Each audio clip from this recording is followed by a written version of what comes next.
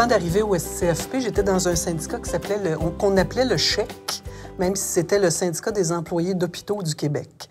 Alors moi, je viens d'un établissement de santé, le Centre hospitalier de Saint-Laurent, qui a été fermé dans les années 90. Et j'ai gravi les échelons. J'ai été secrétaire archiviste de ma section locale. Après ça, éventuellement, je suis devenue la présidente. Et puis, j'ai fait mon petit bout de chemin comme ça. Et je militais à cette époque-là au CHEC, jusqu'à temps qu'on ait des insatisfactions sérieuses par rapport à comment les choses se passaient et qu'on vienne voir du côté. On a appelé la CSN, la CSD et le SCFP. On les a rencontrés, on a analysé, puis on a dit « on s'en vient au SCFP ». On est arrivé au SCFP, ça s'est fait un peu étrangement parce que comme nous, on était venus pendant la période de maraudage au SCFP, on a décidé d'aller chercher toutes les autres sections locales du CHEC, puisque c'était rendu un syndicat d'à peu près 4000 membres, donc pas beaucoup de force. Tout ça. Donc, on s'est mis... je suis rentrée au SCFP septembre 82 au service d'organisation, dans le fond. C'est une idée du SCFP, puis le SCFP m'avait embauché à cette époque-là, 1985, ça. Le SCFP m'avait embauché à temps partiel pour mettre ça sur pied. Alors, ça a été une grosse affaire avec tous les syndicats qui œuvraient dans la santé puis les groupes communautaires. Et on avait fait 2 ou 3 jours d'états généraux, discuter toutes les grandes questions, faire des plateformes de revendication. Ça avait été vraiment un très bel événement, très rassembleur à ce moment-là. Alors ça, c'est ce qui est arrivé là. Puis pas longtemps après ça, ou à peu près en même temps, j'ai été impliquée au Conseil provincial des affaires sociales. Je suis devenue présidente du Conseil provincial des affaires sociales, donc vice-présidente au SCFP Québec. Depuis 82 jusqu'à mon départ du SCFP, j'ai vécu toutes les périodes de maraudage dans le secteur public, soit parce que j'y étais, soit parce que je venais y donner un coup de main. Donc, c'est branle-bas de combat à chaque fois, là. Et les périodes de maraudage dans le secteur public, c'était quelque chose d'assez extraordinaire. Je devrais dire, on ne sait pas pour l'avenir, là, mais c'était quelque chose d'assez extraordinaire.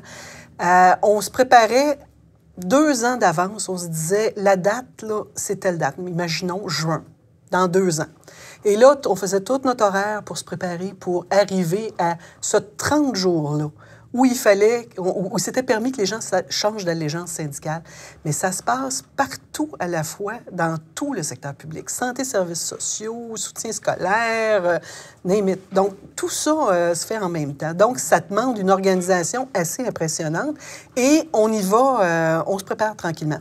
C'est sûr que la politique du SCFP, ça a toujours été de dire on va donner le meilleur service possible, de telle sorte qu'on sera toujours prêt à faire face au maraudage, mais la technique de la chose impliquait qu'on doive se préparer. Alors, on commençait à former nos équipes de maraudage 1 an d'avance, c'est-à-dire qu'on libérait des militants, on donnait des sessions de formation. On les invitait à venir, ça durait 3 jours, 4 jours, puis on faisait le tour. Comment on fait signer une carte? Qu'est-ce qu'on met sur une carte? Et quand est-ce que tu as le droit de les faire signer? Quand est-ce que tu n'as pas le droit de les faire signer? Si l'employeur veut te mettre dehors de l'établissement, qu'est-ce que tu fais? Dans la santé, c'est jour, soir, nuit, fin de semaine. Alors, ce 30 jours-là, là, il fallait que les gens soient préparés à le faire là, du jour 1 au jour 30, jour, soir, nuit, fin de semaine. Et on a eu à chaque fois des équipes de militants extraordinaires. Puis dans les militants, j'ai inclus les conseillers syndicaux. Parce que l'équipe de conseillers puis de conseillères, à chaque fois, était présent pour donner un coup de main là-dedans. Alors, mais c'était vraiment du branle-bas de combat, puis avec des joies puis des peines à la fin. Et je dirais que pour nous, au SCFP, de façon générale, on a pas mal toujours augmenté notre membership.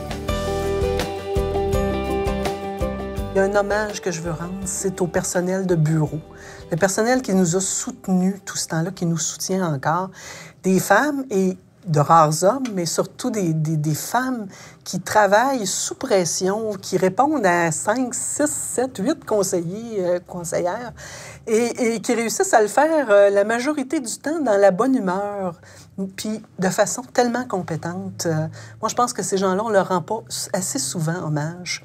Alors, il faut le dire, sans ces personnes-là, là, on ferait pas grand-chose parce qu'on serait occupé à écrire des affaires dans nos bureaux, alors qu'on veut être avec les gens. J'ai été à la direction à partir de janvier 2003. Et je suis venue là Moi, avant d'être là, j'étais coordonnatrice des affaires sociales. Le travail à la direction, c'est un travail hautement humain, comme tout ce qu'on fait au SCFP, mais je dirais particulièrement là. Puis, des fois, on a de la difficulté à être aussi humain qu'on voudrait à cause de la vitesse à laquelle les choses vont, notre vie personnelle, toutes sortes de raisons. Mais c'est hautement humain. Ce qu'on a à essayer d'organiser, c'est la vie de groupe des conseillers syndicaux, la vie de groupe des élus du SCFP Québec, la vie de groupe dans certains secteurs. On va régler des conflits avec des exécutifs, entre des exécutifs et des conseillers. On est là-dedans. Puis en plus de ça, on a un devoir d'être compétent aussi au plan des lois du travail, parce que les conseillers et conseillères viennent nous voir souvent pour du soutien même là-dessus. On n'a pas besoin de tout savoir, mais au moins d'être capable de leur répondre puis d'avoir l'impression qu'ils sont compris là-dessus, c'est quelque chose d'important aussi. Alors, c'est un travail qui nous demande d'avoir des compétences dans plein de domaines. Il faut s'occuper des membres. Il faut les écouter, il faut les soutenir, il faut les aimer, même si des fois c'est tough, mais c'est ça pareil. On est là pour les membres. Alors, sans être des esclaves de nos exécutifs locaux, on est un peu à leur service aussi, et pas l'inverse.